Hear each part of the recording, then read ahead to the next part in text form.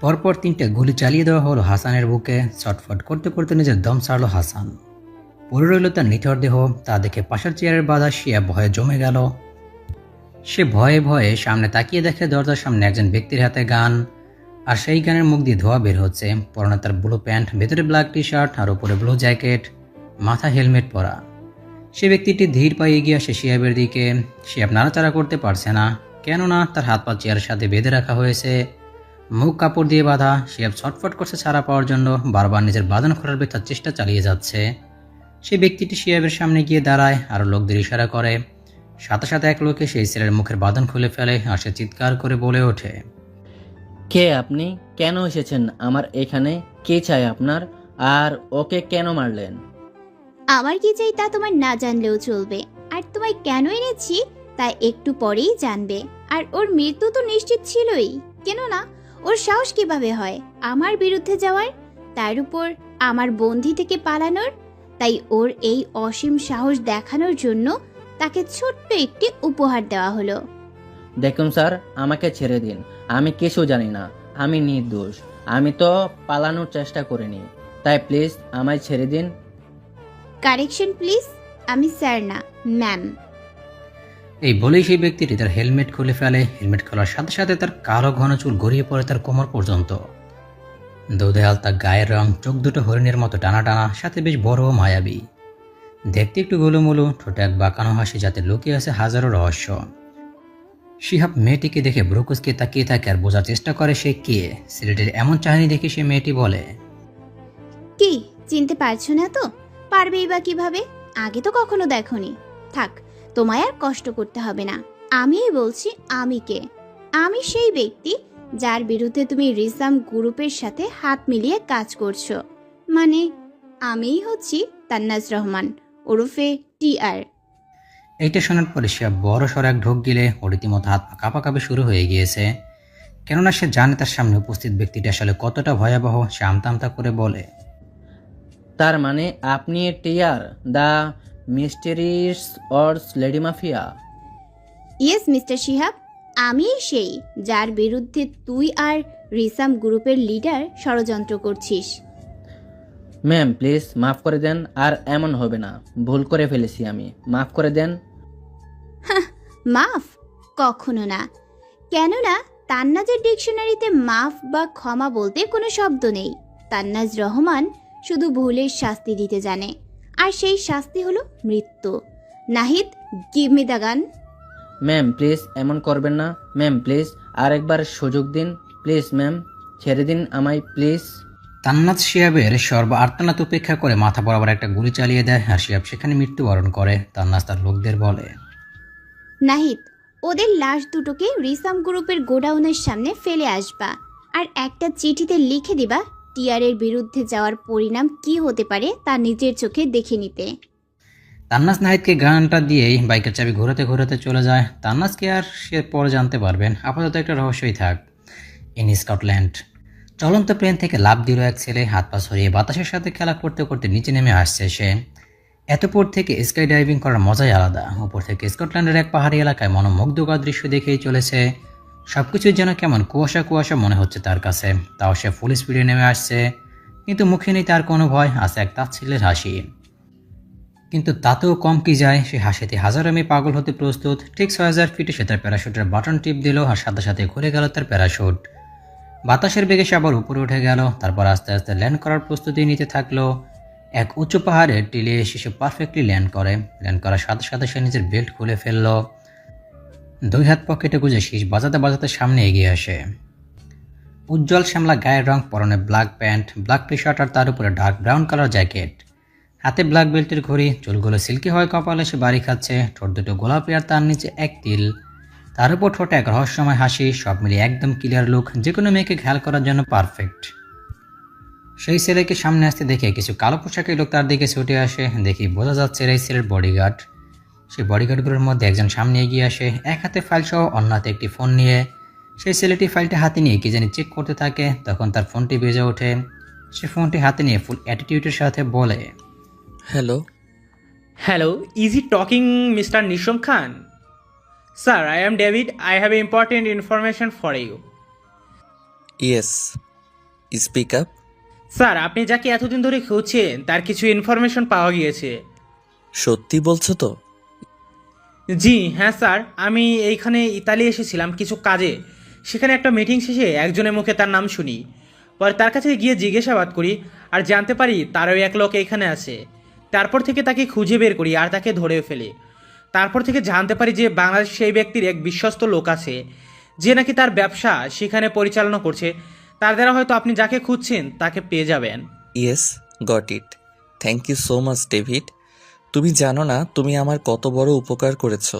চিন্তা করো না, তুমি এই কষ্টের ফল ঠিকই পেয়ে যাবে। টাকাটা তোমার ব্যাংক অ্যাকাউন্টে ট্রান্সফার হয়ে যাবে। এইটা আমার দায়িত্ব স্যার, বাট এখন এই লোকের কি করব? সে এখন ইউজলেস। Just shoot him. যে আমার কোনো কাজের না। ওকে বস। ফোন রাখার পর নিশাম এক বিশ্বজয়ের হাসি দিয়ে বলে, অনেক হয়েছে লুকোচুরি, আর না, এইবার হবে হাড্ডাহাড্ডির লড়াই। নিশম খানের কাছ থেকে পালিয়ে আর যাবে কই? একদিন না একদিন তো আমার হাতে ধরা দিতেই হবে। আর যেদিন তোমায় আমার রাজ্যে আনতে পারবো সেই দিনই হবে তোমার জীবনের শেষ দিন। Because it is the kingdom of death and I am the king of this kingdom. এ হচ্ছে নিশাম খান, স্কটল্যান্ডের একজন নামকরা মাফিয়া, সাথে একজন বড় ব্যবসায়ী। সকলেই তাকে এক নামে চেনে। মাফিয়া জগতে যেমন তার ভয় সকলে আতঙ্কিত, তেমনি রিয়েল ওয়ার্ল্ডে সকলেই তার নামে পঞ্চমুখ। কেননা নিশামকে মাফিয়া ওয়ার্ল্ডে খুব কম মানুষই দেখেছে। নিশাম আড়ালে থেকে কাজ করা বেশি পছন্দ করে, তাই বেশিরভাগই তাকে চেনে না, কিন্তু ওর কাজ সম্পর্কে সকলের ধারণা আছে। কোনো ভুল হলে সোজা তাকে শ্যুট করে দেয় আর পরবর্তীতে তাকে ভয়াবহ শাস্তি দেওয়া হয়। মাফিয়া ওয়ার্ল্ডে সকলেই ওকে এনকে নামেই চিনে। রাত 2টা বাজে। তান্নাস ধীর পায়ে বাসায় প্রবেশ করলো। চারিদিকে অন্ধকার। তান্নাস অনেক সাবধানে দরজা ভিড়িয়ে পা টিপে টিপে নিজের রুমের দিকে রওনা হলো। যেই না সিঁড়িতে পা রাখতে যাবে তখনই বাসার লাইট জ্বলে ওঠে ও একটা কণ্ঠ ভেসে আসে। তান্নাস সাথে সাথে সেখানে ফ্রিজ হয়ে দাঁড়িয়ে যায়। স্টপ দেয়ার, টার্ন অ্যারাউন্ড। তান্নাস সুন্দর বাচ্চাদের মতন ঘুরে দাঁড়ালো, একদম বেবি ফেস করে সে দাঁড়িয়ে রইল। তা দেখে রাহুল সাহেব কড়া গলায় বললেন, আজ এমন বেবি ফেস করে লাভ নেই। আমি আজ বলছি না, তাই এখন চুপচাপ বলো কোথায় ছিলে এতক্ষণ? এত রাত হলো যে?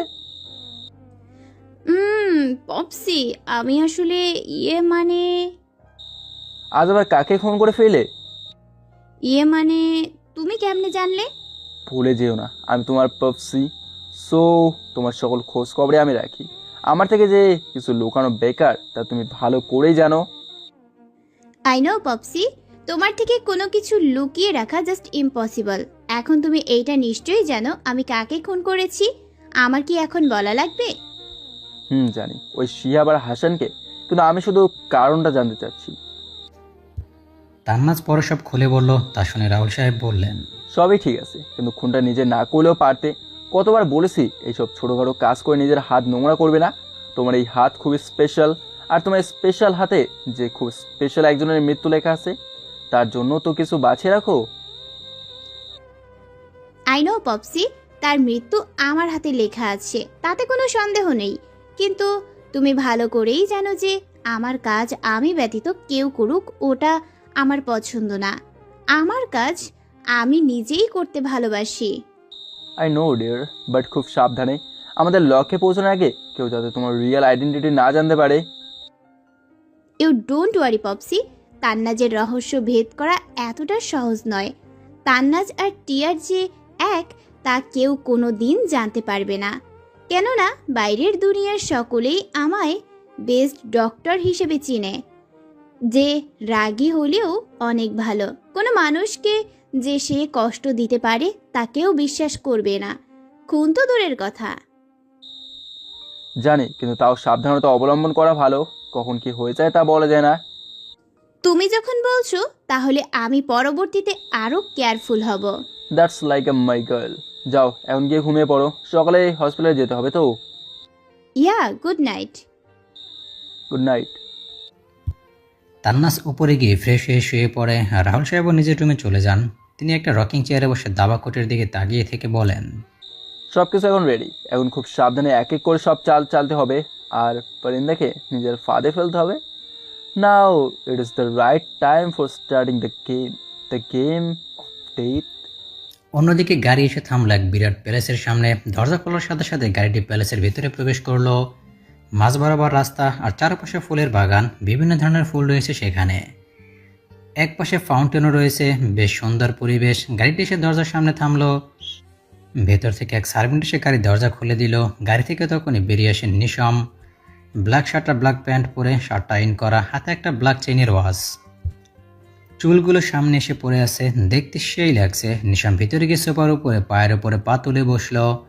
তখন এক সার্ভেন্ট এসে নিশামকে অরেঞ্জ জুস দেয়। নিশাম তার ডান হাতে নিয়ে একটা গ্লাসে চুমুক দেয় আর অন্য একটা মোবাইল স্ক্রল করতে থাকে। হঠাৎ নিশাম আর ডেভিডকে ফোন দেয় আর 5 মিনিটের মধ্যে তাকে আসতে বলে।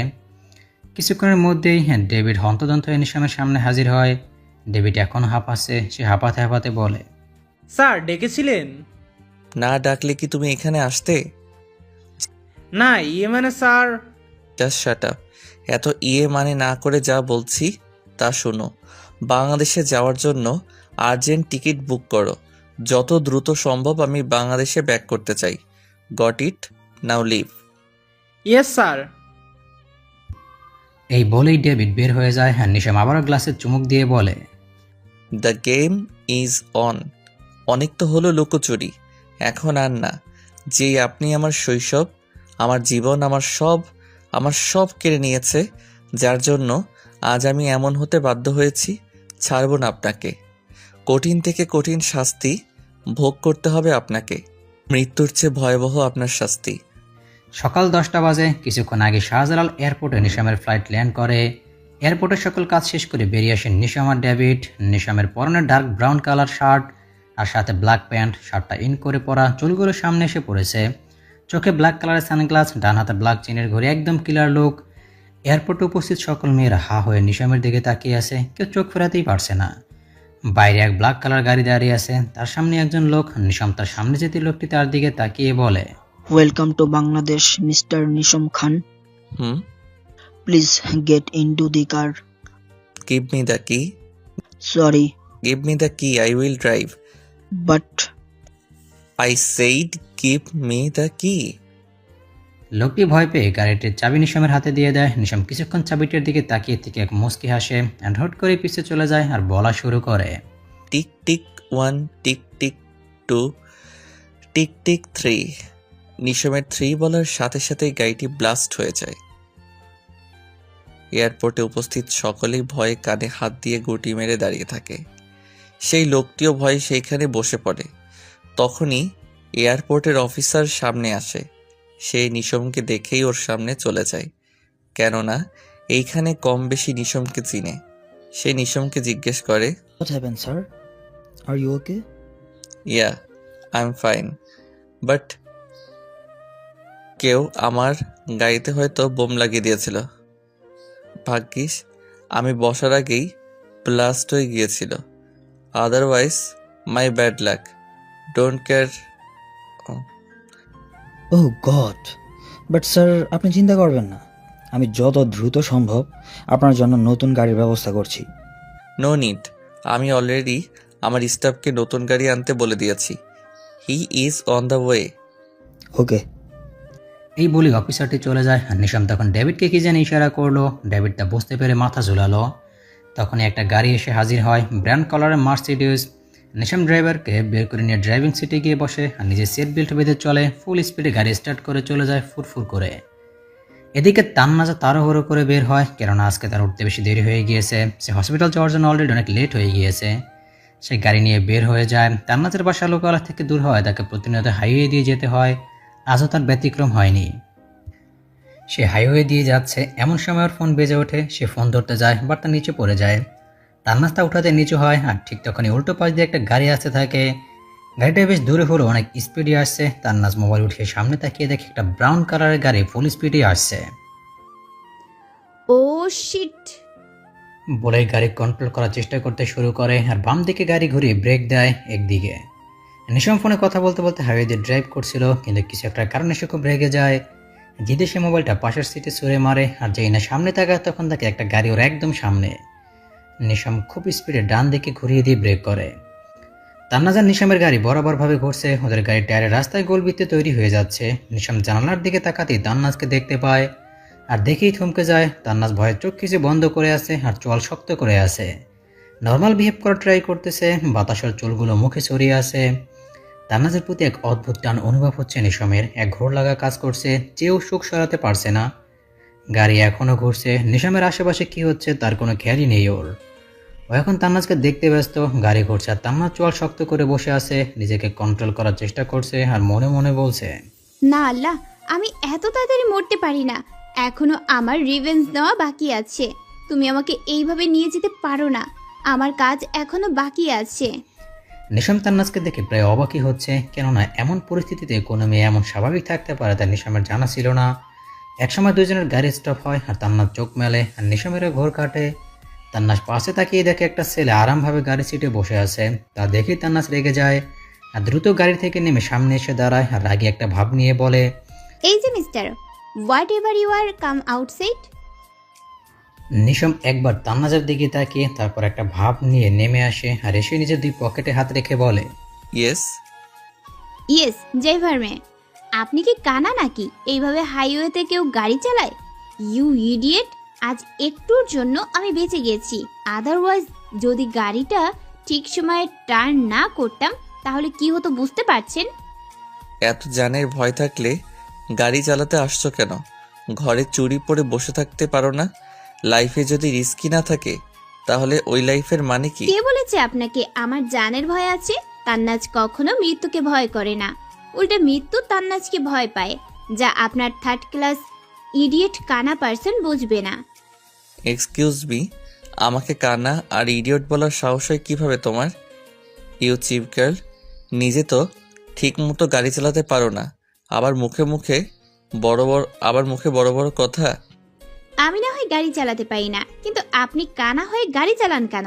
কানাওয়ালা উগান্ডা জানি কোথাকার। আগে নিজের চোখ ঠিক করে তারপর গাড়ি চালানো শিখেন, পরে অন্যকে বইলেন। ইউ, তুমি জানো তুমি কার সাথে কথা বলছো?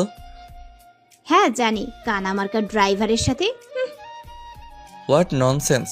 How dare you to call this কালামালা হোয়াট এভার ইট ইজ? তোমার সাহস কিভাবে হয় আমাকে এসব বলার, ইউ চিপ গার্ল? আমার সাহসের দেখছেন কি মিস্টার কানা? আমি যে কি তা আপনার ভাবনার অতি বাইরে, তাই আমার সাথে লাগতে আসবেন না। আর কি জানি বললেন, আমি চিপ তাই না? তো আপনি কি? আপনি নিজেই তো চিপের বস্তা, না আছে সভ্যতা না আছে বুদ্ধি। হোয়াট ডিড ইউ সে? যা শুনলেন। এখন সরেন, আমার দেরি হয়ে যাচ্ছে। এমনিও আপনার জন্য অনেক লেট হয়ে গেছি, একটুর জন্য গাড়ি নষ্ট হয়নি, আদারওয়াইজ আরও লেট হতাম। হ্যাঁ, সাচ এ চিপ ফেলো। এমন খাটারা গাড়িতে নষ্ট হবেই, দেখতে বোঝা যায় it is so cheap like you. আমার গাড়ি সম্পর্কে কিছু বলবেন না। হ্যাঁ, কেন বলবো না? যা সত্য তা তো বলতেই হয়। কেমন খাটারা গাড়ি, মালিক যেমন দেখতে তেমনই গাড়ি। By the way, it suits you and look at my car, it is so classy just like me. Don't say that now you will beat me. তাই না? Wait a minute. এই বলে তান্নাজ নিজের গাড়ির সামনে চলে যায়। তারপর পেছনের দিকে করে তার থেকে একটা হকি স্টিক বের করে, ওইটা হাতে নিয়ে ঘুরোতে ঘুরোতে সামনে তা দেখে ভ্রু কুঁচকিয়ে তাকিয়ে বলে, তোমরা বাঙালি মেয়েরা কিছু পারো আর নাই পারো এসব থার্ড ক্লাস জিনিসই করতে পারো। তুমি যদি আমায় মারার কথা ভেবেও থাকো তাহলে তা ভুলে যাও, কেননা আমি বক্সিং চ্যাম্পিয়ন, সাথে ক্যারাটেরও। সো নিজের জন্য শনি নিজে ডেকে নেও না, গো টু হোম। এই বলে এক মুচকি হাসি দিয়ে পিছু ফিরে যেই না হাঁটা শুরু করবে, তখন নিশামের কানে এক বিকট শব্দ ভেসে আসে। সে চট জলদি পেছন ঘুরে দেখে তান্নাসের গাড়ির সামনের গ্লাস ভেঙে ফেলেছে। তারপর আরেকবার বাড়ি দিয়ে হেডলাইট, জাস্ট আরেকটা বাড়ি দিয়ে গাড়ির উপরের টেন্ট বসিয়ে দিল। সব কিছু এতই দ্রুত হলো যে নিশাম বোঝার টাইমই পেল না। তান্নাস তখন সামনে এসে বলল, তান্নাজের সাথে লাগার ফল দেখলেন তো কি? সো ফার্দার মোর আমার সাথে লাগতে আসবেন না, আন্ডারস্ট্যান্ড? চুটকি বাজিয়ে আঙুল নিশামের দিকে করে। You better understand. এই বলেই তান্নাস হকি স্টিকটা ডেকেতে রেখে গাড়িতে বসে গাড়ি স্টার্ট দেয় আর ফুল স্পিডে গাড়ি চালিয়ে চলে যায়। নিশাম হা করে তান্নাজের যাওয়ার দিকেই তাকিয়ে আছে। তান্নাজের যাওয়ার পর নিশামের হুঁশ আসে। তারপর একবার নিজের গাড়ির দিকে তাকিয়ে দেখে গাড়ির হাল নাজেহাল। Lady with fire, impressive, but miss Tannaz, নিশামের সাথে লেগে তুমি একদম ভালো করেননি। আমার সাথে লাগার ফল তুমি পাবে, তাও খুব জলদি। এই বলে এক ডেভিল স্মেল দিয়ে গাড়ি থেকে ফোন বের করে কাকে যেন ফোন করে, কাকে যেন কি বলে। অতপর 10 মিনিটের মধ্যে ডেভিড নতুন গাড়ি নিয়ে চলে আসে আর নিশাম ওইটায় চড়ে চলে যায়।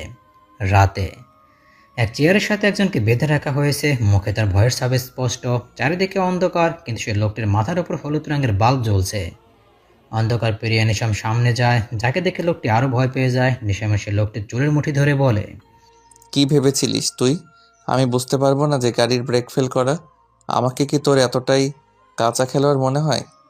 আমার অগোচরে কি হয় না হয় সব কিছুর খবর আমি জানি, আর এইটুকু জিনিস আমি জানবো না?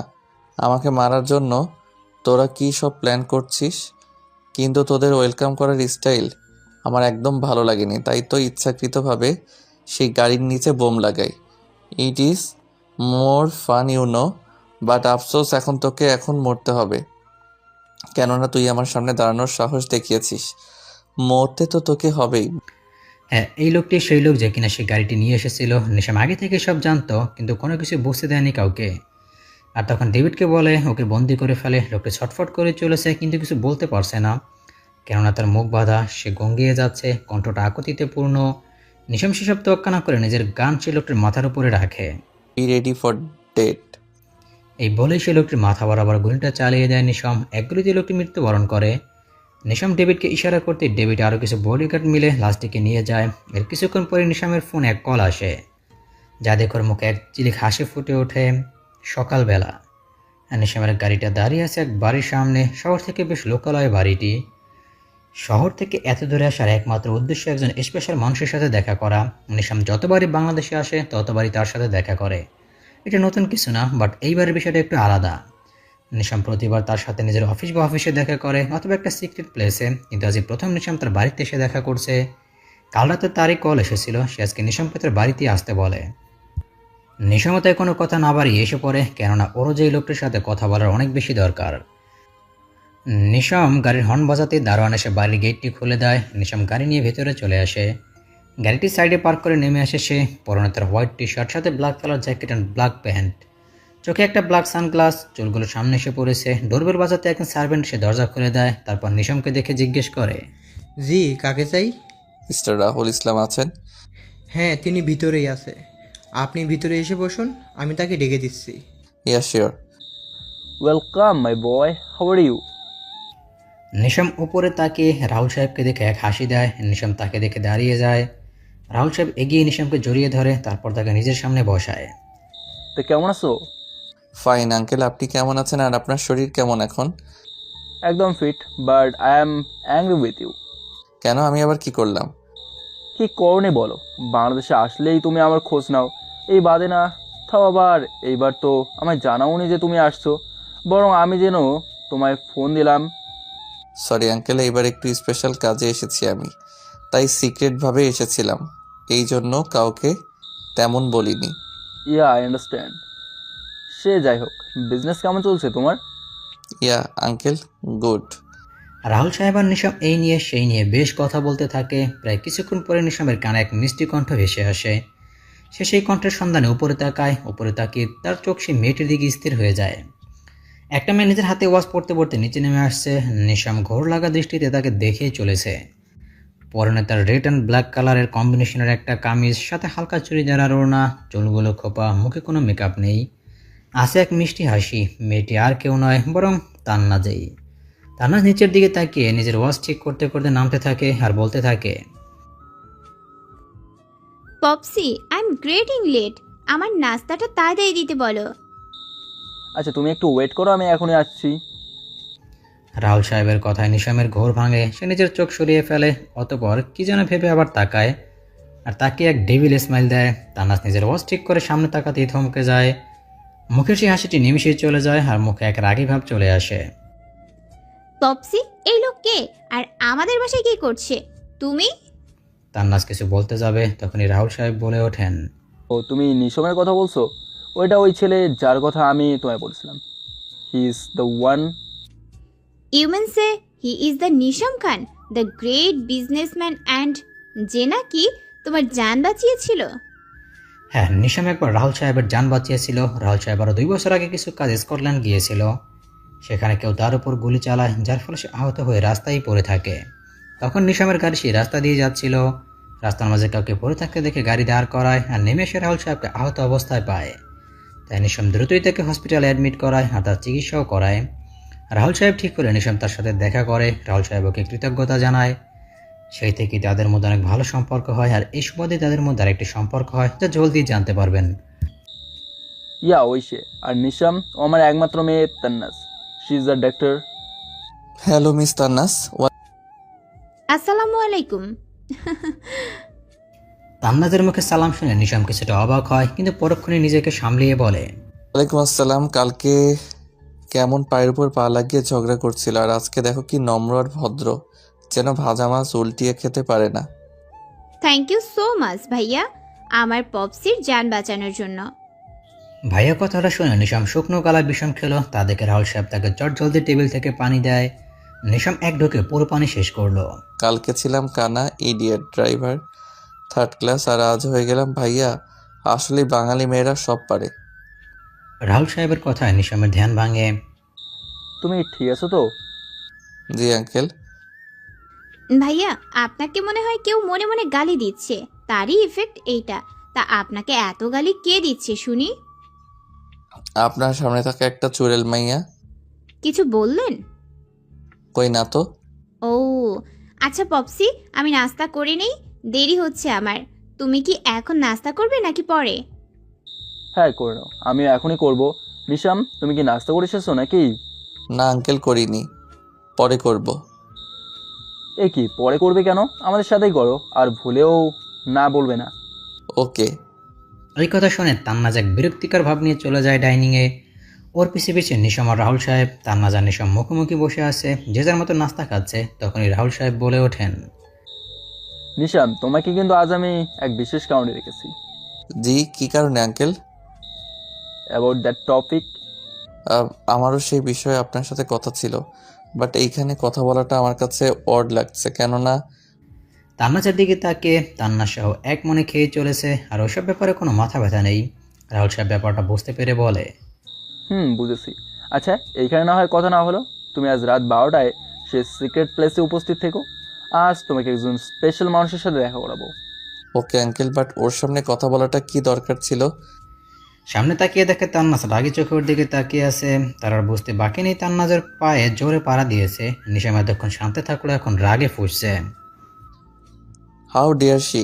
নিশমকে পাড়া মারার সাহস কিভাবে হয় এই মেয়েটার? এখন আঙ্কেল না থাকলে এর কি যে হাল করতাম আমি। ইউ ডোন্ট ওয়ারি, আমি কার সামনে কি বলছি তা আমি জানি। রুমে গিয়ে কিছু ডিসকাস করতে থাকে। কথার এক পর্যায়ে নিশাম বলে, কিন্তু এইটা কিভাবে সম্ভব? মানে সে হ্যাঁ। নিশাম চোখ দুটো একদম লাল হয়ে আসে, যেন এখনই সবকিছু শেষ করে দিবে। তাকে তো আমি ছাড়বো না, কোনো মতেই না। He have to die. চারিদিকে নিস্তব্ধ। এর মধ্যে হাইওয়ে দিয়ে ফুল স্পিডে একটি বাইক ছুটে চলেছে। স্পিড প্রায় 120-এর কাছাকাছি। একদম প্রফেশনাল বাইকারদের মতো বাইক চালাচ্ছে। সে আর কেউ নয়, বরং নিশাম। এমন নিস্তব্ধতা রাতে খালি হাইওয়েতে বাইক চালানোর মজাই আলাদা, তাই সে সেই মজাটি উপভোগ করছে। কিছু দূর যেতেই তার সাথে আরেকটি বাইক যোগ হয়। নিশাম পাশ ফিরে দেখে একজন বাইকার, হেলমেট পরা, তাই মুখ বোঝা যাচ্ছে না।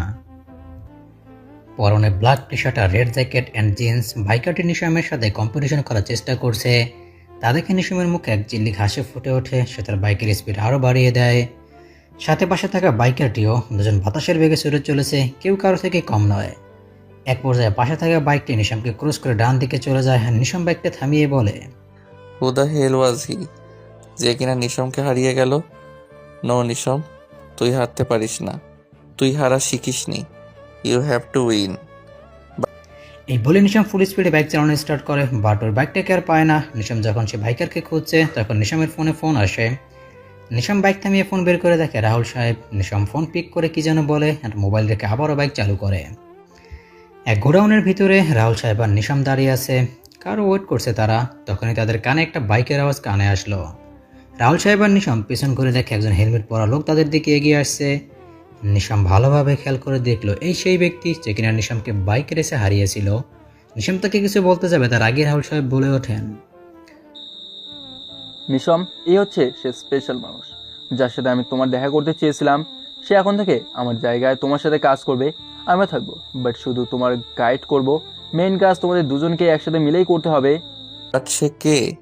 আর এইভাবে আমাদের কাজের সাথে একজন অপরিচিত কাউকে সামিল করা কি ঠিক? আমি এই কাজে বাহির কাউকে সামিল করতে পারবো না, সরি। সে অচেনা নয়, বরং আমাদের পরিচিত।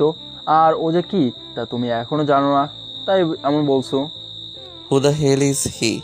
এবার তো নিজের চেহারা প্রদর্শন করো। নিশাম সে বাইকারের দিকে তাকায়। সে বাইকারটি নিজের হেলমেট খোলে। হেলমেট খোলার সাথে সাথে তার ঝুটি করা চুলগুলো বেরিয়ে আসে আর মুখে এক পাকা হাসি। নিশাম সামনে থাকা ব্যক্তিটিকে দেখে হা করে তাকিয়ে থাকে, কেননা সামনে থাকা ব্যক্তিটি আর কেউ না বরং তান্নাস নিজেই। নিশাম তান্নাসকে দেখে রাহুল সাহেবকে বলে, এইসব কি আঙ্কেল? ও এইখানে কি করছে? আর ওর মতো বাচ্চা মেয়ে কি বা কেন এইখানে আনছেন? Mind your own business. আমি কে আর এইখানে কেন তার কৈফিয়ত আমি আপনাকে দিতে বাধ্য নই। অ্যান্ড পপসি, তুমি আমাকে কার সাথে কাজ করতে বলছো যার নাকি আমার সাথে কোনো মিলই নেই? সে কই আর আমি কই? Yes, you are right. আমি কই আর তুমি কই? তুমি শুধু নর্মাল একজন ডাক্তার, আর আমি মাফিয়া ওয়ার্ল্ডের কিং, তা এনকে। তোমার সাথে আমার কোনোভাবেই যায় না। ইউ চুপ, একদম চুপ। কি বাচ্চাদের মতো শুরু করছো? আমি ভালো মতো জানি কে কেমন। আর নিশম, তুমি হয়তো জানো না ওকে। She is Tear, the youngest lady mafia of world. What? এটা কিভাবে সম্ভব? টিয়ার তো... হ্যাঁ জানি, সকলের মতে টিয়ার দুবাইতে থাকে, বাট সেটা শুধু লোক জানার জন্য, আর কিছুই না। আমি মানি না ও টিয়ার। ওর মধ্যে মাফিয়া টাইপ কোনো কোয়ালিটি নেই। কে জানে গানও চালাতে পারে কিনা। আমার অ্যাবিলিটির উপর ডাউট করে একদম ভালো করেননি মিস্টার খান। নাও জাস্ট সি। এই বলেই তান্নাস নাহিদকে ফোন করে। একটু পর নাহিদ এসে হাজির হয়। তান্নাস নাহিদকে কি যেন বুঝিয়ে দেয় আর নাহিদ চলে যায়। কিছুক্ষণের মধ্যে নাহিদ শুটিং বোর্ড আর দুইটা গান একটা কালো ফিতা নিয়ে হাজির হয়। তান্নাস কালো ফিতা নিয়ে নিজের চোখ বাঁধে আর দুই হাতে দুই গান নেয়, তারপর ধামধাম করে 6টা গুলি চালিয়ে দেয়। নিশাম অবাক হতে এই শুটিং বোর্ডে তাকিয়ে আছে, কেননা নিশানা একদম পারফেক্ট, 6টা গুলি একদম ঠিক জায়গায় লেগেছে। Nahid, give me the knife. Nahid গানগুলো সরিয়ে নিয়ে তান্নাজের হাতে কিছু ধারালো ছুরি দিয়ে যায়। তান্নাজের চোখ এখনো কালো ফিতে দিয়ে বাঁধা। তান্নাজ এবার পিছিয়ে ঘুরে দাঁড়িয়ে যায়, তারপর উল্টো হয়ে ছুরি চালানো শুরু করে। এইবারও নিশানা একদম পারফেক্ট। তান্নাজ এবার নিজের চোখের বাঁধন খুলে নিশামের সামনে গিয়ে বলে, আমি কি কি করতে পারি তা হয়তো নিশ্চয়ই এতক্ষণে বুঝে গেছেন। সো নেক্সট টাইম আমাকে ভুলেও আন্ডার এস্টিমেট করার ট্রাই করবেন না, আন্ডারস্ট্যান্ড? চুটকি বাজিয়ে নিশামের দিকে আঙুল তুলে বলে। You better understand. নিশাম হা হয়ে তান্নাজকে দেখছে। তুমি দেখছি গিরগিটির থেকে জলদি রং পাল্টাও। ঠিকই শুনেছিলাম, টিয়ার ইজ এ মিস্টারি। আজ দেখেও নিলাম তুমি আসলে একটা mystery. But I like your অ্যাটিচিউড। এই বয়সে এত উন্নতি। এই প্রথম কেউ এনকের সাথে চোখের উপর চোখ রেখে কথা বলেছে। আমাকে চ্যালেঞ্জ করার সাহস দেখেছে। Impressive, but miss Tear, you don't know NK কী জিনিস। আমাকে হার মানানো এত সহজ না, বুঝলে? Whatever. ভুলে যেও না, তোমাদের দুজনকে একসাথেই কাজ করতে হবে। তাই একে অপরের সাথে কম্পিটিশন না করে নিজের মধ্যে আন্ডারস্ট্যান্ডিং বাড়াও। এতে আমাদের কাজে আসবে, আর আমরা আমাদের লক্ষ্যে আরও তাড়াতাড়ি পৌঁছে দিতে পারবো। তান্নাজ আর নিশাম একসাথেই বলে ওঠে। ইয়া। এবার আসে নিশাম আর রাহুল সাহেবের করা কিভাবে এই কাজে তারা যুক্ত হলো। নিশাম যখন রাহুল সাহেবকে বাঁচায় তখন তাদের মধ্যে অনেক ভালো সম্পর্ক গড়ে ওঠে। একসময় তারা দুজন নিজের কাজ করতে গিয়ে জানতে পারে যে দুজনে মাফিয়া অর্ডের সাথে জড়িত আর দুজনেরই দুশ্মন একই ব্যক্তি। সেই থেকে তারা মাফিয়া অর্ডও একসাথে কাজ করা শুরু করে আর খুব ভালো পার্টনারও হয়ে যায়। রাহুল সাহেব নিজের ব্যাগ থেকে কিছু কাগজপত্র আর কিছু ছবি বের করে বলে, এইখানে সেই ব্যক্তির সব ইনফরমেশন আছে। সে কোথায় বা এখন কি করে, তার রেঞ্জ কতটুকু, আর তার সাথে কে কে সামিল, আর তার সকল কালো ব্যবসার রেকর্ডও আছে এতে। আর এই হলো তার ছবি। টেবিলে একটি ছবি রেখে ছবিটি দেখার সাথে সাথে তান্নাজ আর নিশামের চোয়াল শক্ত হয়ে যায়। চোখগুলো একদম টকটকে লাল, মুখে এক হিংস্র ভাব। দুজনে একসাথে বলে ওঠে, হাবিব আলমগীর। ইয়া, সে এখন ইতালিতে আছে, আর সেখান থেকে তার সব কিছু সামলেছে। শুনতে পাওয়া গেছে যে সে নাকি বাংলাদেশে অনেক বড় একটা প্রজেক্ট করতে যাচ্ছে। এই প্রজেক্টটা নাকি অনেক বড়, এতে নাকি তার কোটি কোটি লাভ হবে। যদি আমরা কোনোভাবে এই প্রজেক্টে বাধা দিতে পারি তাহলে হাবিবকে স্বয়ং নিজেই বাংলাদেশে আসতে হবে আর সব সামাল দিতে হবে, তা না হলে ওর কোটি কোটি টাকার লস হয়ে যাবে। বাট প্রজেক্টটা কি?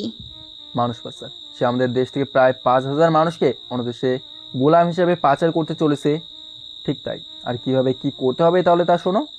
বেশ কিছুক্ষণ পর what a plan popsy, you are just damn good. এখন হাবিব আলমগীরকে আমার কাছ থেকে কেউ বাঁচতে পারবে না। He has to die. You are wrong. তাকে আমাদের হাত থেকে কেউ বাঁচাতে পারবে না, কেননা সে আমারও শিকার। ঠিক আছে। নিশম হাত বাড়িয়ে বলে, পার্টনার। তান্নাজও হাত মিলিয়ে বলে। পার্টনার। দেখতে দেখতে 1 সপ্তাহ কেটে যাচ্ছে। পরশুর মধ্যে হাবিব আলমগীরের লোকেরা 5,000 লোককে একত্রিত করবে। তাদের ভালো মতো চেক করে গোডাউনে শিফট করা হবে। এর 3 দিন পরে তাদের জাহাজে শিফট করে সমুদ্রের পথ দিয়ে বাইরে পাঠিয়ে দেওয়া হবে। নিশম আর তান্নাজকে যা করার কাল পরশুর মধ্যেই করতে হবে। একে তো এতগুলো মানুষকে পাচার হতে রক্ষা করতে হবে, দ্বিতীয়ত হাবিব আলমগীরকে বাংলাদেশে আনতে হলে তার প্রজেক্টে বাধা যে করেই হোক দিতেই হবে। এইটাই একমাত্র সুবর্ণ সুযোগ তাকে হাতের নাগালে ধরার, আর এই সুযোগ নিশম আর তান্নাজ কোনো মতে হাতছাড়া করতে পারবে না। তাদের নিজের জানার বিনিময়েও হাবিব আলমগীরকে চাই। সেদিনের পর থেকে নিশম আর তান্নাজ মধ্যে এক বন্ধুত্বের সৃষ্টি হয়। যেহেতু একসাথে কাজ করতেই হবে, তারা ঝগড়া করে কেন থাকবে? বন্ধুর মতো হয়ে থাকুক না। প্রথম দিকে একটু আত্র ঝগড়া হলো, পরবর্তীতে তাদের আচার আচরণ, চয়েস, চালচলন সব একে একে মিলে যায়, যার ফলে দুজনের মধ্যে খুব জলদি বন্ধুত্ব হয়ে যায়, বেশ ভাব জমে যায় তাদের মধ্যে। এখন তারা নিজেদের পুরোপুরিভাবে প্রিপেয়ার করছে শত্রুদের সাথে লড়াই করার জন্য। রাহুল সাহেবও তাদের সহযোগিতা করছেন। কালকে তারা সে গোডাউনে অ্যাটাক করবে এবং সেই সকল মানুষদেরকে বাঁচাবে। রাতের বেলা তান্না ছাদে হাঁটাহাঁটি করছে আর ক্যাডবেরি ডেয়ারি মিল্ক সিল খাচ্ছে। তান্নাজের যখন অনেক টেনশন হয় তখন তান্নাজ এইভাবে হাঁটাহাঁটি করে আর চকলেট খায়। তান্নাজ আজ অনেক টেনশনে আছে। সে পারবে তো এই মানুষগুলোকে বাঁচাতে, পারবে তো হাবিব আলমগীরকে শাস্তি দিতে, নিজের প্রতিশোধ পূরণ করতে। তান্নাজ এসব ভাবতে ভাবতে অন্য মানুষকে হয়ে যায় আর একদম ছাদের কিনারে চলে যায়। ছাদের রেলিং এতটা উঁচু নয়, একটু ঝুঁকে গেলেই পড়ে যাওয়ার সম্ভাবনা। তান্নাজ অন্য মানুষকে হয়ে হেঁটেই চলেছে। ছাদের রেলিং একদম কাছে চলে গিয়েছে। যেই পড়ে যেতে নেবে তখন কোত্থেকে নিশাম ঝড়ের গতিতে সে তান্নাজকে হ্যাঁচকা টান দিয়ে নিজের বুকের উপরে ফেলে। এতে তান্নাজ হতভম্ব হয়ে যায়। নিশাম জোরে জোরে শ্বাস নিতে থাকে। মুখ চোখ একদম লাল হয়ে গিয়েছে। চোখে আর কাউকে হারানোর ভয় স্পষ্ট। নিশাম জানে না এই ভয়ের কারণ কি। এইদিকে তান্নাজ নিশামের বুকের ধুকপুকানে শুনছে। তান্নাজ এবার নিজের কান নিশামের বুকে রেখে নিশামের হার্টবিট করে শুনতে থাকে। বেশ ভালোই লাগছে তার। কেন জানি তারই বুকে নিজেকে খুব নিরাপদ মনে হচ্ছে। নিজের মধ্যে এক ভালো লাগা কাজ করছে, কিন্তু তারই ভালো লাগা বেশিক্ষণ স্থায়ী হলো না। নিশাম তান্নাজকে টেনে সামনে দাঁড় করিয়ে ওর বাহু দুটো চেপে ধরে বলে, ধ্যান কোথায় ছিল তোমার? আর একটু হলেই তো ছাদ থেকে পড়ে যেতে। আমি ঠিক টাইমে না আসলে কি হতো বুঝতে পারছো? সরি, আসলে বুঝতে পারিনি কখন যে ছাদের কিনারে চলে যাই তা বুঝতে পারিনি। কি এমন করছিলে যে খেয়াল ছিল না যে তুমি কোথায় চলে যাচ্ছ? না মানে তেমন কিছু না। তা আপনি এত রাতে এইখানে কিভাবে? এক কাজে এসেছিলাম আঙ্কেলের কাছে। কাজ শেষে যেতে নিলে আঙ্কেল যেতে দিল না। যেহেতু কাল আমাদের জন্য অনেক স্পেশাল একটা দিন, তাই তিনি চাচ্ছিলেন সকলে একসাথেই থাকি। আমিও আর মানা করিনি, রয়ে গেলাম। তোমার কথা জিজ্ঞেস করলে জানতে পারি তুমি নাকি ছাদে, তাই একটু দেখতে এসেছিলাম। আর এসে দেখি এই কাণ্ড। ও আচ্ছা, একটা কথা জিজ্ঞেস করি। Go ahead. আপনার সাথে হাবিব আলমগীরের কি সম্পর্ক? কিসের প্রতিশোধ নিতে চান আপনি তার কাছ থেকে? কিসের ক্ষোভ এত আপনার তার প্রতি? যদি সেম কোশ্চেনটা আমি করি? যেহেতু আমি আগে প্রশ্নটা করেছি তাই উত্তরটা আপনিই আগে দিবেন। ঘাটতারামি আর ছাড়বা না, তাই না? এইখানে ঘাটতারামির কি দেখলেন? সোজা কথায় সোজা উত্তর দিয়েছি। থাক, আর বলতে হবে না। I know you very well. তুমি হাল ছাড়ার মানুষ না। হোয়াট এভার, এখন বলবেন কি? নিশাম এক দীর্ঘশ্বাস নিয়ে বলা শুরু করে, হাবিব আলমগীর আমার বাবা। What the hell? বাবা মানে? ওয়েট ওয়েট, আপনি কি তাহলে তারই ছেলে? যদি বলি আনফর্চুনেটলি ইয়েস, বায়োলজিক্যালি না হলেও সমাজের চোখে সে আমার বাবা। What do you mean by that? মানে খুব সোজা, she is my stepfather. You mean সৎ বাবা? হ্যাঁ। আমায় সব খুলে বলবেন একটু? সব কেমন যেন এক গোলক ধাঁধা লাগছে আমার কাছে। নিশাম এক দীর্ঘশ্বাস নিয়ে আকাশের পানে তাকিয়ে বলে, আমার বয়স যখন 7 বছর তখন আমার বাবা একটা কার অ্যাক্সিডেন্টে মারা যায়। আমার বাবা ছিলেন তখনকার একজন সেরা অর্গানাইজার। বিভিন্ন শো অ্যান্ড ফাংশন তিনি অর্গানাইজ করতেন। বেশ নাম ডাক ছিল তার। টাকা পয়সার কমতি ছিল না, তাই ছোট থেকে যা চাইতাম তাই পেতাম। একমাত্র ছেলে বলে কথা ছিল। বাবা মা আমাকে অনেক বেশি ভালোবাসতেন, সব সময় আমায় আগলিয়ে রাখতেন। কিন্তু বাবা মারা যাওয়ার পর সব কিছু কেমন যেন উলটপালট হয়ে গেল। বাবা যাওয়ার পর মা ভেঙে পড়ে, কিন্তু একসময় আমার জন্য শক্ত হয়ে দাঁড়ান। বাবার কোম্পানিটি নিজেই দেখাশোনা করেন, কিন্তু তাতে তাকে অনেক কটু কথা শুনতে হতো। একসময় তার পরিবার তাকে দ্বিতীয় বিয়ের জন্য চাপ দিতে থাকে। মা প্রথমে মানা করলেও পরবর্তীতে আমার কথা ভেবে রাজি হতে চান আর আমাদের কোম্পানির ম্যানেজারকে বিয়ে করেন। সে বরং আর কেউ নয়, বরং হাবিব আলমগীর নিজেই। তখন আমার বয়স 8-এ পড়ে মাত্র।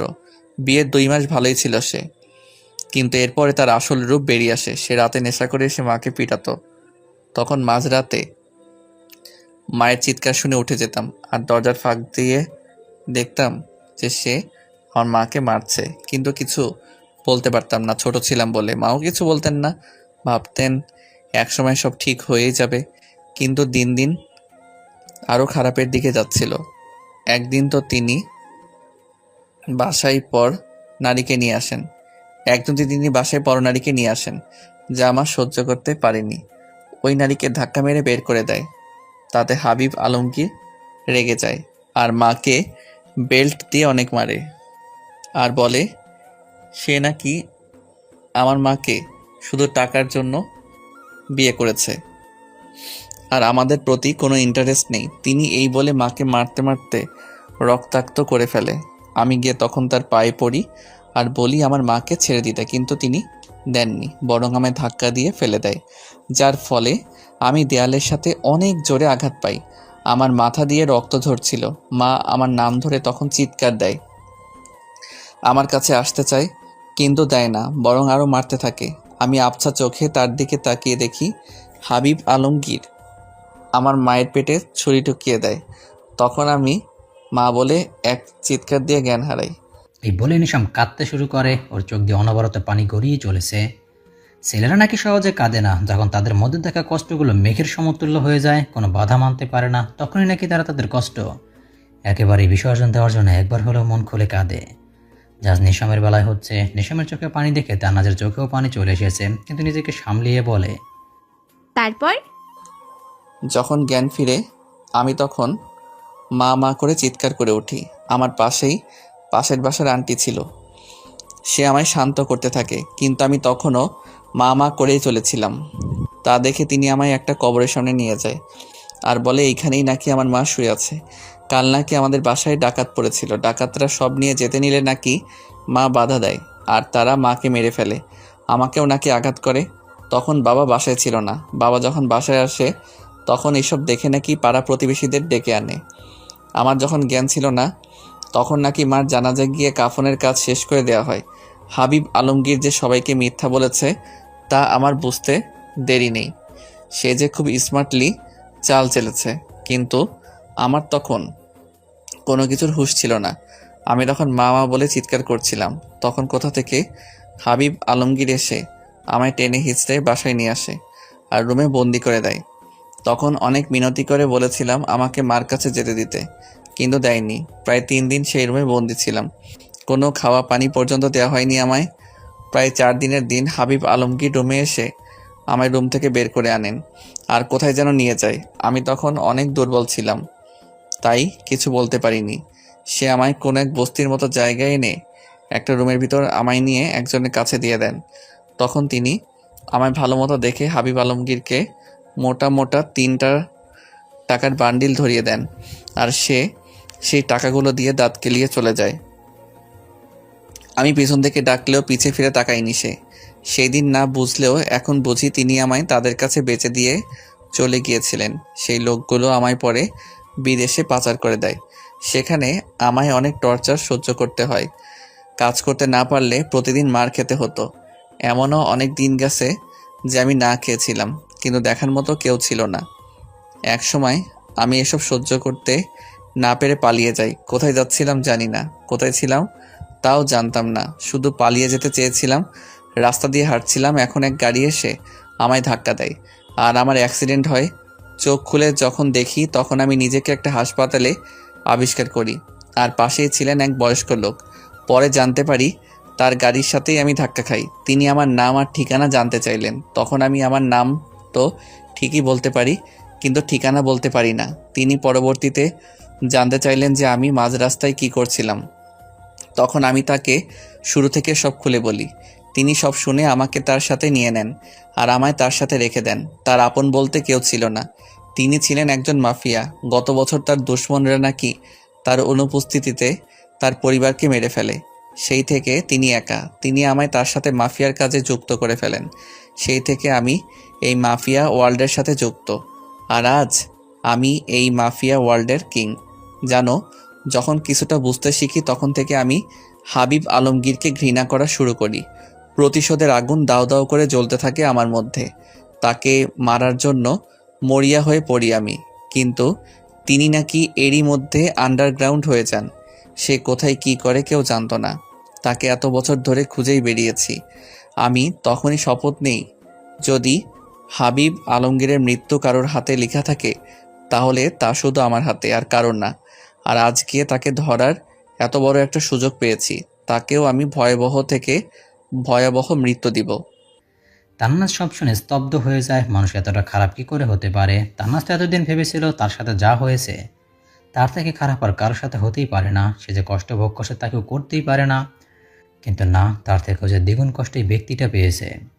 তান্নাজ বুঝতেছে না সে কি বলবে, কিভাবে সান্ত্বনা দেবে নিশামকে। নিজের মুখের ভাষা হারিয়ে ফেলেছে সে, কিন্তু তাও তান্নাজ নিজেকে শক্ত করে যেই না কিছু বলতে যাবে তখনই নিশাম বলে ওঠে, অনেক রাত হয়ে গিয়েছে, যাও গিয়ে শুয়ে পড়ো। কালকে কিন্তু অনেক গুরুত্বপূর্ণ দিন আমাদের জন্য, কোনো কিছুতেই ভুল করা যাবে না। সেজন্য অনেক এনার্জি লাগবে, তাই যাও, এখন ঘুমিয়ে পড়ো, যাও।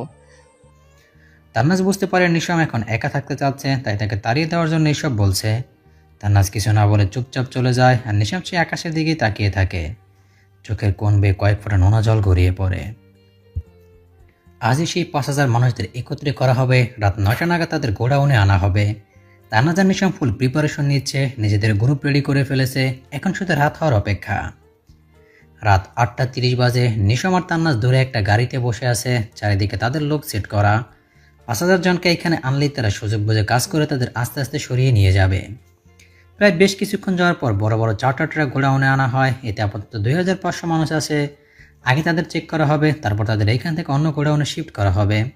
পরবর্তীতে বাকি 2,500কে আনা হবে। নিশাম আর তান্নাজের হাতে গান রেডি করে ধীর পায়ে সেই দিকে এগিয়ে যায়, নিজের পজিশনের মতো দাঁড়িয়ে যায়। বাকি সকলকে ইশারা করতে তারাও পজিশন নিয়ে নেয়। এক এক করে মানুষ নামানো হচ্ছে। এরই মধ্যে নিশাম আর তান্নাজের লোক কাজে লেগে গিয়েছে। তারা এক এক করে হাবিব আলমগীরের লোকদের সরিয়ে দিচ্ছে, কিন্তু এর মাঝে হাবিব আলমগীরের লোকগুলো দেখে ফেলে আর ফায়ার শুরু করে। এবার নিশাম তান্নাজও বেরিয়ে এসে ফায়ারিং শুরু করে দেয়। নিশামর কিছু লোকদের ইশারা করতে তারা ট্র্যাক ড্রাইভারকে টেনে বের করে আনে এবং 3টা ট্র্যাক নিজেদের আয়ত্তে নিয়ে গোডাউন থেকে বের হয়ে যায়। লাস্ট যে ট্র্যাকটা তারা নিজেদের দখলে নিতে যাবে তার আগে সে ট্র্যাক ড্রাইভার গাড়ি ঘুরিয়ে চলে যায়, যার ফলে তারা এটাকে আর ধরতে পারেনি। এদিকে নিশাম আর তান্নাজ প্রায় সকলকে মেরে ফেলেছে। নিশাম আর তান্নাজের লোক হঠাৎ ফায়ারিং করা তারা তাদের সাথে পেরে ওঠেনি। বাকি যারা ছিল তারা যান বাঁচিয়েই পালিয়েছে। নিশাম আর তান্নাজ প্রায় তাদের প্লেনে সাকসেসফুল হয়েছে। সে একটা ট্র্যাক ধরতে না পারো তারা প্রায় 1,750 জনকে সেভ করতে পেরেছে। তাদেরকে নিশাম আর তান্নাজ নিজ দায়িত্বে বাড়ি পৌঁছে দেওয়ার চেষ্টা করবে। তাদের প্ল্যান সাকসেস হয়েছে তা জানাতে তান্নাজ রাহুল সাহেবকে ফোন দেয়, কিন্তু তিনি ফোন ধরলেন না। বেশ কয়েকবার দেওয়ার পরে যখন তিনি ধরলেন না তখন তান্নাজের মনে কেন জানি সন্দেহ হলো। সে নিশামকে নিয়ে দ্রুত বাসায় আসে, আর এসে যা দেখে তাতে তার মাথার উপরে বাস ভেঙে পড়ে। পুরো বাসা উলট পালট, মেঝেতে পড়ে রয়েছে রাহুল সাহেবের দেহ, পেটের দিক দিয়ে রক্ত বয়ে চলেছে।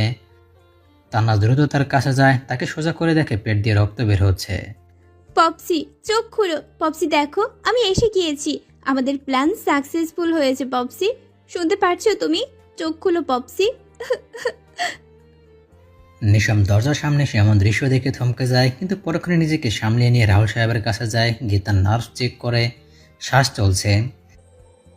আঙ্কেলের শ্বাস প্রশ্বাস এখনো চলছে, তাকে আমাদের দ্রুত হাসপাতালে নিতে হবে, কুইক। এই বলে নিশাম আর দেরি না করে দ্রুতই তাকে কোলে নিয়ে গাড়িতে বসিয়ে দেয়। পিছিয়ে পিছিয়ে তান্নাজও ছুটে আসে। গাড়িতে তান্নাজ রাহুল সাহেবের মাথা নিজের কোলে নিয়ে কাঁদতে থাকে আর এসেই বলতে থাকে। প্রায় 30 মিনিটের মধ্যে তারা হাসপাতালে পৌঁছে যায়। রাহুল সাহেবকে দ্রুত ওটিতে নেওয়া হয়। অপারেশন চালু হয়। তান্নাজ বাইরে অজরেকে দিয়ে চলেছে। নিশামাকে পাশে বসে সান্ত্বনা দিচ্ছে। পপসির যদি কিছু হয় আমি বাঁচবো না নিশম, বাঁচবো না। তার ছাড়া যে আমার আপন বলতে কেউ নেই। আমাকে সব সময় নিজের মেয়ের মতো আগলে রেখেছে, সব কিছু থেকে আমার রক্ষা করেছে, আমাকে এত স্ট্রং বানিয়েছে, আমাকে সব পরিস্থিতিতে শক্ত হতে বলেছে। কিন্তু আজ যে আমি পারছি না স্ট্রং থাকতে, তাকে এই অবস্থায় দেখতে পারছি না। নিশাম কি বলবে বুঝে উঠতে পারছে না, কিন্তু তার একটা জায়গায় খটকা লাগছে। তান্নাজ এটা কি বলল? নিজের মেয়ের মতো আগলে রেখেছে, এটার মানে কি? নিশাম এই নিয়ে কিছু জিজ্ঞেস করতে যাবে, তার আগে ওটি থেকে ডাক্তার বেরিয়ে আসে। তান্নাজ দৌড়ে তার কাছে যায়। আমার পপসি ঠিক আছে তো? জি, এখনও কিছু বলা যাচ্ছে না। তার অতিরিক্ত পরিমাণে ব্লিডিং হয়েছে, যার ফলে তার শরীরে রক্তের পরিমাণ অনেক কমে গিয়েছে। আমাদের দ্রুতই 2 ব্যাগ A পজিটিভ রক্ত লাগবে, আর্জেন্ট। আমি এখনই অ্যারেঞ্জ করছি। এই বলে আমি যেই যেতে নেই তখনই নিশম বলে ওঠে, আমার রক্তের গ্রুপ A পজিটিভ, আপনি আমার থেকে রক্ত নিন। তাহলে আমার সাথে আসুন, আপনার কিছু টেস্ট করাতে হবে। নিশাম তান্নাজকে এখানে থাকতে বলে ডাক্তারের সাথে চলে যায়। নিশামের হাতে ক্যালোনা লাগানো। 1 ব্যাগ রক্ত নিয়ে নেওয়া হয়েছে। নিশামের পাশে তান্নাজ বসে আছে। নিশাম চোখ বন্ধ করে শুয়ে আছে। থ্যাংক ইউ আমার পপসিকে রক্ত দেওয়ার জন্য। আজ তোমার কাছে আমি কৃতজ্ঞ। নিশাম এইবার চোখ খুলে তান্নাজের দিকে তাকায়। মুখটা একদম মলিন হয়ে আছে। আঙ্কেল আমাকে অনেক হেল্প করেছে, বিভিন্ন কাজে আমার পাশেই ছিলেন তিনি। সবসময় আমাকে নিজের ছেলের চোখে দেখেছেন, আমাকে সেই স্বপ্ন আর ভালোবাসাটুকু দিয়েছেন। আমিও তাকে নিজের বাবার জায়গা তাকে দিয়েছি, আর তাই আজ আমি তোমার পপসির না নিজের বাবার জান বাঁচিয়েছি। তবুও থ্যাঙ্কস। তুমি জানো না সে আমার জন্য কি। নিজের বাবা মার পর যদি আমি কাউকে এতটা ভালোবেসে থাকি তাহলে পপসিকে। সে আমায় সবসময় আমাকে নিজের মেয়ের মতোই ভালোবেসেছে, সবসময় ছায়া হয়ে আমার পাশে থেকেছে, আমাকে বাবা মা দুজনেরই ভালোবাসা দিয়েছে, কখনো বুঝতে দেয়নি আমি অনাথ, আমার বাবা মা নেই। নিশাম অবাক হয়ে তান্নাজকে শুনছে। কি বলছে এসব তান্নাজ? অনাথ, বাবা মানে? তাহলে রাহুল আঙ্কেল ওর? ওয়েট এ মিনিট, কি বলছো এসব? তুমি অনাথ মানে? তুমি যদি অনাথ হও তাহলে রাহুল আঙ্কেল কে তোমার? তান্নাজ এক দীর্ঘশ্বাস নিয়ে বলে, পপসির ফুল নেম কি? রাহুল ইসলাম। আর আমার? তান্নাজ। ও শিট, তোমার সারনেম তো রহমান। আমি কখনো খেয়ালই করিনি যে তোমাদের সারনেম এক না। আমি পপসির আসল মেয়ে নই। আর না, তিনি আমার আসল বাবা। সে আমার বাবার বন্ধু। মানে কি? কিভাবে? খুলে বলো তো। তাহলে শোনো, বাবা মার একমাত্র মেয়ে ছিলাম আমি, তাই বাবা মার চোখের মণি ছিলাম। যাই চেতাম তাই পেতাম। অনেক ভালোবাসতেন দুজনেই আমাকে। আমাকে কষ্ট কি তা কোনোদিন বুঝতেই দেয়নি। আমার বাবা ছিলেন একজন শেয়ার ব্যবসায়ী আর মা ছিল হাউসওয়াইফ। বাবা বিভিন্ন জায়গায় টাকা ইনভেস্ট করতেন, তার সাথে পার্টনার ছিল পপসি, মানে রাহুল আঙ্কেল। বাবা আর পপসি দুজনেই এতিম ছিলেন। তারা দুজনেই একই এতিমখানায় বড় হয়। সেই সুবাদে তারা ছোটকালের বন্ধু ছিলেন। একসাথেই বড় হয়ে উঠেছিলেন দুজন। বড় হওয়ার পরও তাদের বন্ধুত্ব ছিল। একসময় পপসির 1 বছরের জন্য কিছু কাজের জন্য দেশের বাইরে চলে যান। তখন বাবার নিউ পার্টনার হয় হাবিব আলমগীর। বাবা আর সে মিলে টাকা ইনভেস্ট করত। বেশ কিছুদিনের মধ্যেই তাদের অনেক লাভ হয়, যার ফলে তাদের ব্যবসা এক নতুন পর্যায়ে চলে যায়। বাবার তার মধ্যে ভালো বন্ধুত্ব হয়। বাসায়ও তার আনাগোনা বেশ ভালোই ছিল। আমাদের সাথে অনেক ভালোভাবে মিশে গিয়েছিলেন তিনি, কিন্তু কে জানতো তার মনে অন্য কিছু ছিল। সেদিন বাবা এয়ারপোর্টে যায় পপসিকে আনতে। পপসি তখন প্রায় 1 বছর পর দেশে ফিরছিল। যেহেতু বাবা বাদে তার তেমন কেউ ছিল না, তাই বাবাই যায় তাকে আনতে। বাবা বেরিয়ে যাওয়ার 30 মিনিট পর হাবিব আলমগীর বাসায় আসে। তখন মা আমায় পড়াচ্ছিল। মা হাবিব আলমগীরকে দেখে বেশ অবাকই হলেন, কিন্তু তাও কিছু বললেন না, তাকে আপ্যায়ন করলেন। তাকে বসতে বললেন, কিন্তু তিনি না বসে মার দিকে বিশ্রীভাবে তাকিয়ে এগিয়ে আসছিলেন। মা কিছু বুঝে ওঠার আগেই তার উপর ঝাঁপিয়ে পড়ে লোকটি। মা চিৎকার চেঁচামেচি শুরু করে দেয়। আমি তখন রুমে ছিলাম। মার চিৎকার শুনে দৌড়ে আসি। তখন আমার বয়স 12 বছর ছিল। ভালো মন্দ বুঝতাম, আর এটাই যে খারাপ কিছু হচ্ছিল তাও বুঝতে পারছিলাম। তাই মার কাছ থেকে তাকে ছাড়ানোর চেষ্টা করি। তখন হাবিব আলমগীর আমায় টেনে রুমে ছুঁড়ে মারে আর দরজা বাইরে দিয়ে বন্ধ করে দেয়। আমি তখন দরজা ধাক্কাতে থাকি, কিন্তু কেউ দরজা খোলার মতো ছিল না। আমি দরজার এপার থেকে মায়ের শুধু চিৎকারই শুনতে পারছিলাম। একসময় মার চিৎকার বন্ধ হয়ে যায়, নীরব হয়ে যায় চারদিক। আমি তখনও দরজা ধাক্কিয়ে চলেছিলাম আর চিল্লিয়ে বলছিলাম, ছেড়ে দাও আমার মাকে। কিন্তু কোনো সাড়া শব্দ পাইনি। একসময় ক্লান্ত হয়ে বসে পড়ি আর কান্না করতে থাকি। বাইরে কি হচ্ছিল তা আমার জানা নেই। প্রায় 2 ঘন্টা পর বাবা আর পপসি ফিরে আসে। এসে দেখে পুরো ঘর ওলট পালট। বাবা ঘরে এসে মাকে খুঁজতে থাকে, আর পপসি আমায়। পপসি এসে আমার রুমের দরজা খুলে দেখে আমি নিচে বসে আছি আর কান্না করছি। তখন তিনি আমায় আমার কাছে আসতেই আমি কিছু না বলে দৌড়ে বেরিয়ে যাই আর মার রুমে চলে যাই। গিয়ে দেখি বাবা দরজা ধাক্কাচ্ছে, কিন্তু মা খুলছে না। আমার পিছু পিছু পপসিও আসে। বাবাকে এমন দরজা ধাক্কাতে দেখে পপসি সামনে যায়। দুজন ডাকাডাকির পর যখন মা দরজা খুললেন না, তখন তারা দরজা ভেঙে ফেলে। কিন্তু দরজা খুলে দেখে, যা দেখে তাতে বাবার দুনিয়া থমকে গিয়েছিল। বাবা মূর্তির ন্যায় দাঁড়িয়েছিল। আমি তখন পিছিয়ে ছিলাম। আমি সামনে এগিয়ে দেখি মার লাশ ফ্যানের সাথে ঝুলছে। আমি তখন এমন পরিস্থিতি দেখে মা বলে চিৎকার করে দেই। তখন বাবার হুঁশ হয় আর দৌড়ে মার কাছে যান। পপসিও যায়, দুজন মিলে মাকে নামায়। কিন্তু ততক্ষণে অনেক দেরি হয়ে যায়। মা আমাদের ছেড়ে না ফেরার দেশে চলে যায়। বাবা তখন মার লাশটা নিজের সাথে জড়িয়ে নিয়ে কাঁদছিল। আমিও মায়ের পাশে গিয়ে তাকে ডাকছিলাম। মায়ের হাতে একটা চিঠি ছিল, যা পপসির নজরে পড়ে। সে চিঠিটা হাতে নিয়ে বাবাকে দেয়। বাবা চিঠিটা নিয়ে পড়তে থাকে। পড়ার পর তার মাথায় আগুন ধরে যায়। সে রাগে কটমট করতে করতে বাইরে চলে যায়। বাইরে যাওয়ার আগে বাবা পপসিকে বলে যায় আমার খেয়াল রাখতে, আর কোনো পরিস্থিতিতেই যেন আমায় একা না ছেড়ে যায়। কথা দে। পপসি তখন কথা দেয় বাবাকে। বাবা বেরিয়ে যেতেই আমি চিঠিটা নিয়ে পড়তে শুরু করি। প্রিয় তাহিন, তুমি যখন এই চিঠিটা পাবে তখন মনে হয় আমি আর তোমার পাশে থাকবো না, তোমায় ছেড়ে অনেক দূরে চলে যাব।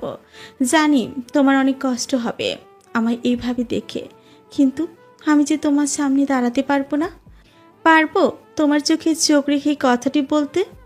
কেননা আজ আমি যে কলঙ্কিত, হ্যাঁ আমি কলঙ্কিত হতে গিয়েছি, ধর্ষিতা হয়ে গিয়েছি সকলের কাছে। আর আমায় এই ধর্ষিতা ট্যাগ আর কেউ নয়, তোমার বন্ধু হাবিব লাগিয়েছে। তুমি যখন আজ বাইরে গিয়েছিলে তখন তোমার বন্ধু হাবিব এসেছিল। আমি কিছু বোঝার আগেই ঝাঁপিয়ে পড়েছিল আমার উপর। শত চেষ্টা করেও নিজেকে বাঁচাতে পারিনি আমি, যার ফলে আমি আজ ধর্ষিতা।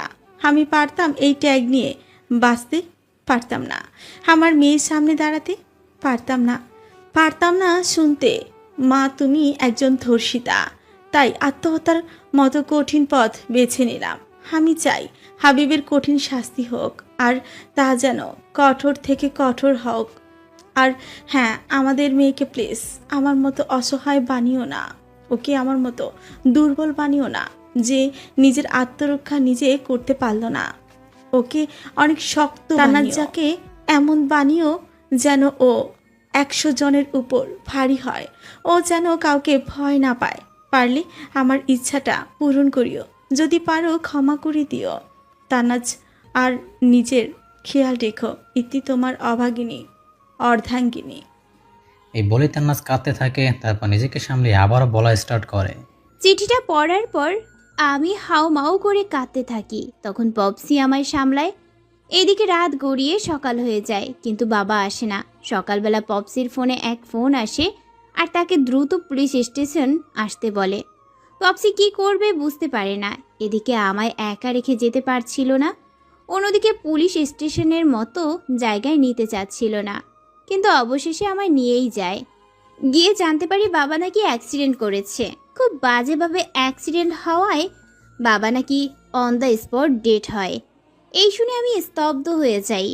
একসাথে বাবা মাকে হারিয়ে আমি যেন আমার নিস্তব্ধ হয়ে যাই, মূর্তির ন্যায় দাঁড়িয়ে থাকি। পপসি তখন পুলিশের সাথে কথা বলে লাশ নিয়ে বেরিয়ে আসে।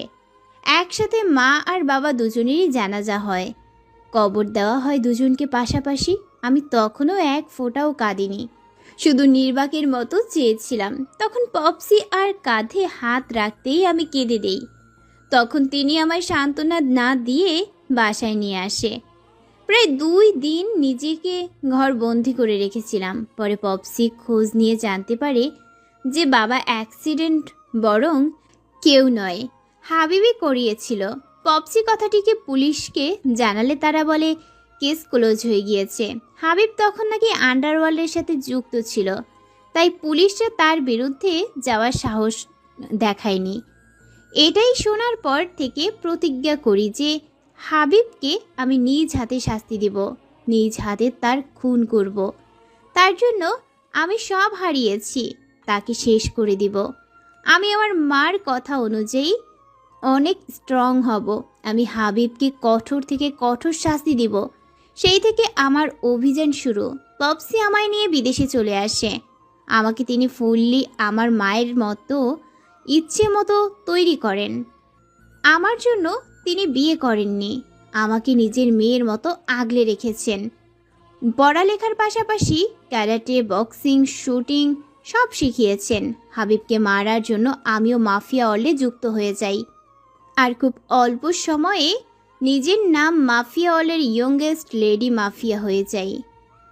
এসব শুনে নিশাম নিজের ভাষা হারিয়ে ফেলেছে। নিশাম কি বলে তানাজকে সান্ত্বনা দিবে তা তার জানা নেই। একটা মানুষ যে কতটা নিচু হতে পারে তা হাবিবকে না দেখলে কেউ বুঝতেই পারতো না। 3 দিন পর রাহুল সাহেব এখন বেশ সুস্থ। সেদিন সঠিক টাইমে রক্ত দেওয়ার ফলে তিনি বেঁচে যান। নিশাম আর তানাজ তাকে জিজ্ঞেস করলে এসব কে করেছে, তখন সে বলে হাবিবের লোকেরা।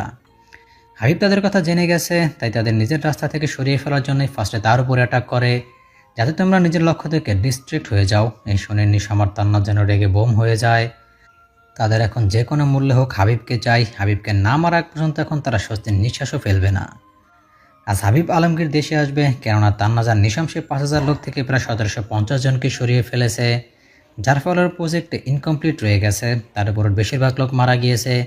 এখন যা করার ওকেই করতে হবে, তা না হলে কোটি কোটি টাকা লস হয়ে যাবে, যা হাবিব সহ্য করতে পারবে না।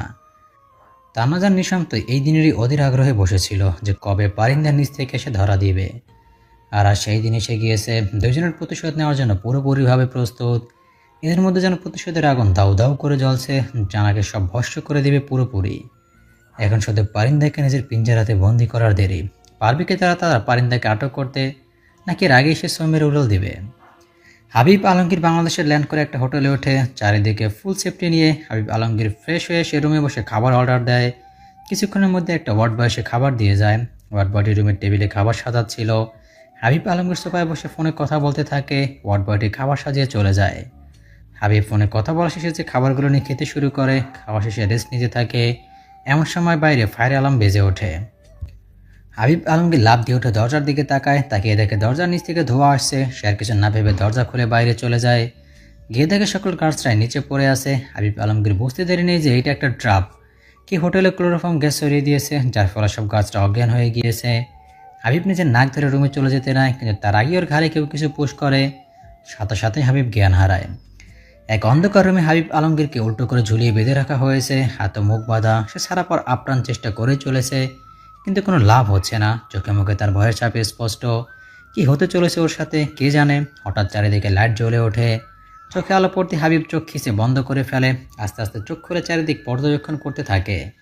এমন সময় একটা আওয়াজ ওর কানে ভেসে আসে। সে সেই দিকে তাকিয়ে দেখে নিশাম আর তান্নাজ। তাদের দেখি হাবিবের মুখ চুপসে যায়। তা কেমন আছেন মিস্টার আলমগীর? নিশ্চয়ই ভালো আছেন। খারাপ হতে কতক্ষণ, একটু পর নিশ্চয়ই তিনি আর ভালো থাকছেন না। আহা, আগেই ভয় দেখাও কেন? দেখা যাবে ভয়ের জন্য হার্ট অ্যাটাক করে বসলো, তখন আমাদের সব প্ল্যানই বিফলে যাবে। বললেই হলো, এত বছর ওয়েট করেছি শুধু এই দিনের জন্য, আর আজ যখন এই দিনটা পেয়েছি তখন ফুললি এনজয় করতে দাও না। তাও ঠিক। তাই মিস্টার আলমগীর, কেমন লাগছে শুনি? অনেক তো হলো লুকোচুরি, অনেক দৌড়িয়েছেন আমাদের, ওইবার না হয় শাস্তির জন্য প্রস্তুত হন।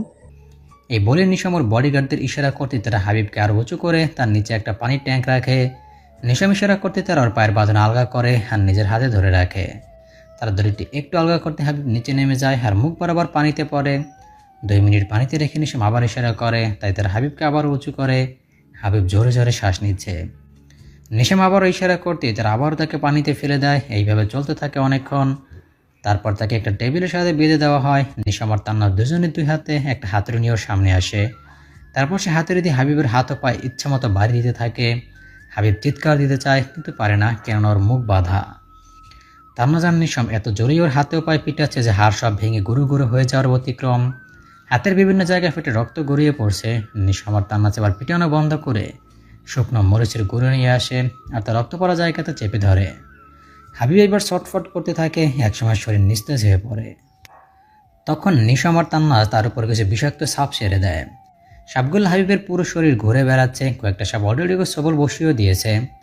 হাবিব কাতরাতে থাকে আর কাতরাতে কাতরাতে একসময় নিজের শেষ নিঃশ্বাস ত্যাগ করে। নিশাম আর তান্না তাদেরকে এক তৃপ্তির হাসি আসে, আজ তারা নিজের প্রতিশোধ নিতে সক্ষম হয়েছে, পেরেছে তাদের অপরাধীকে কঠোর থেকে কঠোর শাস্তি দিতে। আজ হয়তো অনেকদিন পর তারা শান্তিতে ঘুমাতে পারবে।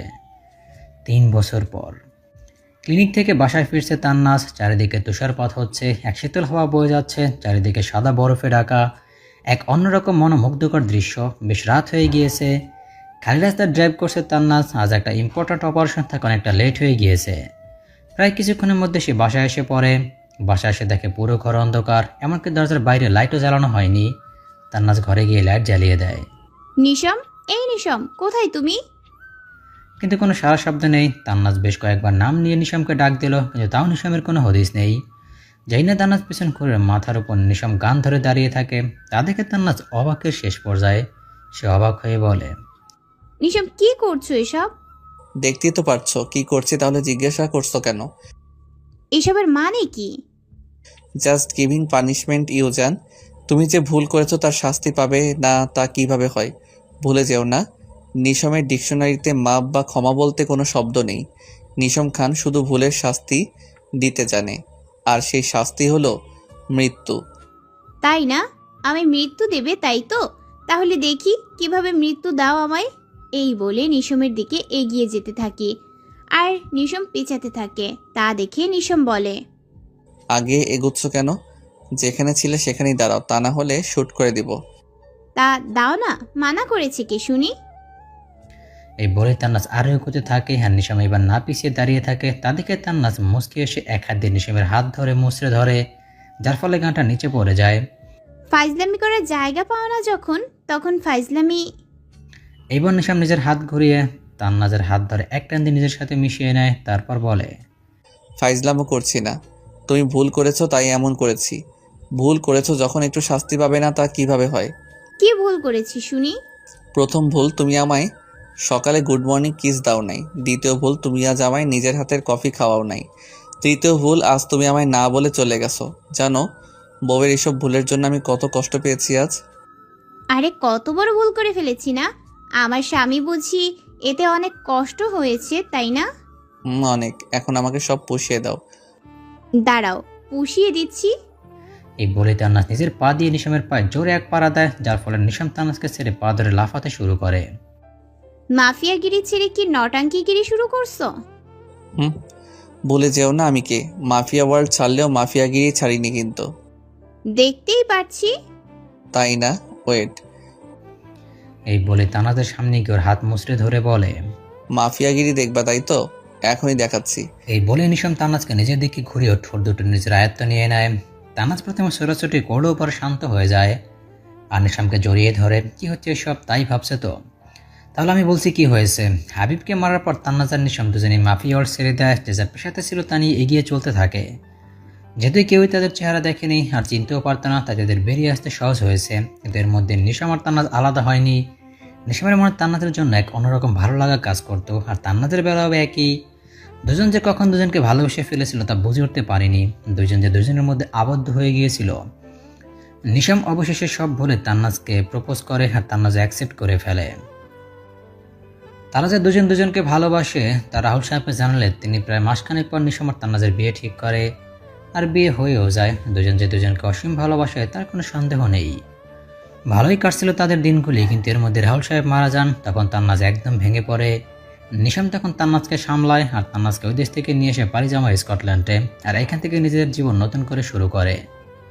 একটি স্বচ্ছ কাছের করে রকিং চেয়ারের উপর বসে আছে তান্নাজ আর নিশাম। তান্নাজ নিশামের কোলে বসে গলা জড়িয়ে ধরে বসে আছে। নিশাম তান্নাজের কোমর জড়িয়ে ধরে গলায় মুখ গুজে রয়েছে, কিন্তু তান্নাজ এক ধ্যানে সে আকাশের দিকে তাকিয়ে তুষারপাত দেখছে। তুষারগুলো ফোটা ফোটা করে কাঁচের গ্লাসে এসে লাগছে, দেখতে ভালোই লাগছে। তান্নাজ ভাবলেশীন হয়ে এক ধ্যানে তাকিয়ে আছে।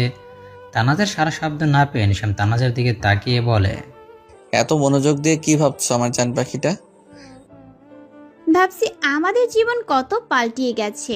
মাফিয়া ওয়ার্ল্ডের কিং অ্যান্ড কুইন থেকে আজ তুমি আর আমি শুধু একজন ডাক্তার আর বিজনেসম্যান। যেখানে আমাদের জীবনে ভালোবাসা বলতে কিছু ছিল না, যা ছিল সব ছিল ঘৃণা, সেখানে আজ আমাদের মধ্যে ভালোবাসা অফুরন্ত। আজ তুমি আর আমি দুজনেই দুজনের মধ্যে আবদ্ধ। সব হারিয়েও আজ আমরা পূর্ণ। নিশাম তান্নাজের ঠোঁটে আলতো করে একটা কিস করে বলে, ভালোবাসা কি তা আমি তোমার সাথে দেখা হওয়ার পর থেকে জেনেছি।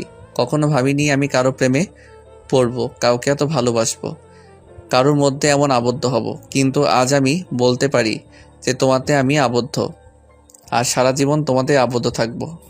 আমিও যে তোমাতেই আবদ্ধ, আর এই আবদ্ধতায় আছে অফুরন্ত ভালোবাসা, যেখানে নেই কোনো ঘৃণা বা প্রতিশোধ।